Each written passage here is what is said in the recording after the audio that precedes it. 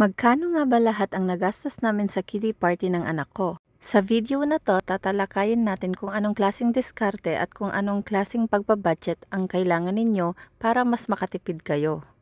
First, kailangan nyong i-consider kung anong oras nyo gaganapin yung party. Sa amin, kinuha namin is yung 2 to 4, which is usually yung merienda lang talaga ng mga tao. Kaya mas makakatipid tayo.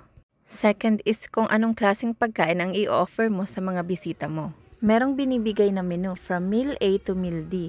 At isa sa mga requirement ni Jollibee ay umorder ng at least 30 minimum of that meal bundle. I choose the meal A for the kids, spaghetti, drinks, sundae, and fries. Then sa adult naman, nag-create your own meal ako. Ito talaga yung mas mapapayo ko sa inyo, to create your own meal kasi mas makakatipid talaga kayo.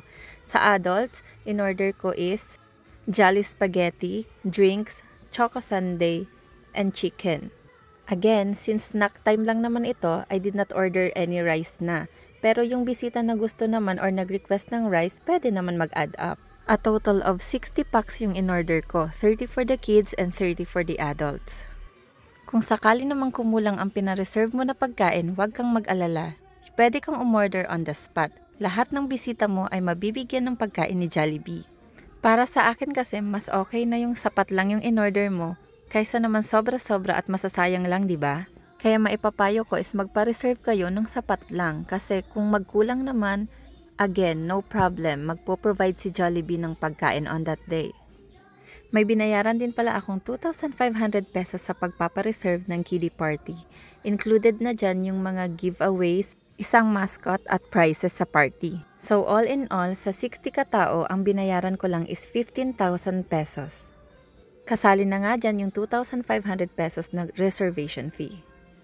Ang event pala na ito is christening celebration ng anak ko na si Olivia and ni Kenzo.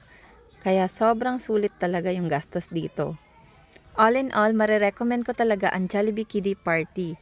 Less hassle na sa pag-prepare at talaga namang sobrang sulit ang binayad. Hindi lang mga bata yung natuwa, pati na rin yung mga matatanda na bumabalik sa pagkabata. Tignan nyo naman yung mga matatanda, pati yung mga anak ko. Sobrang saya nila nung nakita nila si Jollibee. Kaya ayun lang, maraming salamat sa panonood. Jane!